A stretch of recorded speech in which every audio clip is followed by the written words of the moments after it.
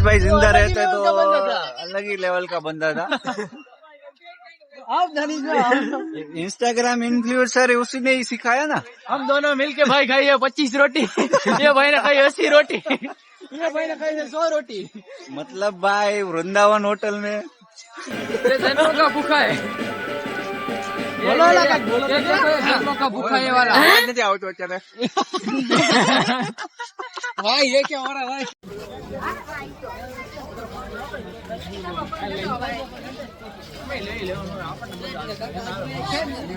मोटा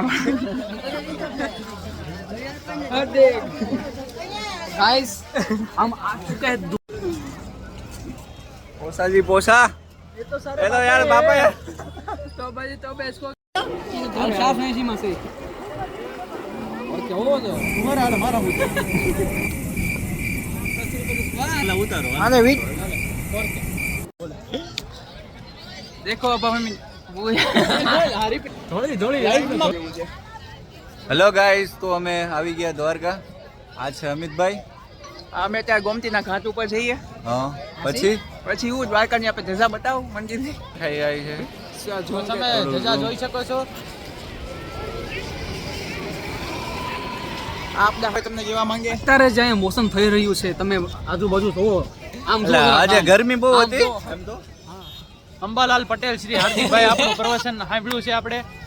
તો હવે આપણે પાર્થભાઈને કહીશું શું અમારે શું કેવું. તમે છો હવે બે ગાડું નથી. હવે અમને ભૂખ લાગી છે એટલે સ્પોન્સરશિપ કોણ કરશે? હાલો સ્પોન્સરશિપ માં તો એવું છે કે મારી પાસે પૈસા નિખિલભાઈ પૈસામાં છે નહીં. સૌથી મોટા અમારા નિખિલભાઈ. એવું લાગે કે દ્વારકામાં સમોસા વાળા નામ છે ફેમસ. એક જ ભાઈ હાર્દિકભાઈ, અમારો હાર્દિકભાઈ સ્પોન્સરશિપ આજે કરે છે અમને. કાળી કાળી ભેંસનો ધડો ધડો દે. ગરીબ લોકોનું ખાવાવાળાનું કોઈ દી ભલું થતું નથી ગાઈસ. બાકી 80 રૂપિયાની ડીશ છે. 80 રૂપિયાની ડીશ તમને 200 રૂપિયા પચ્ચામાં પથારી મળી રહેશે.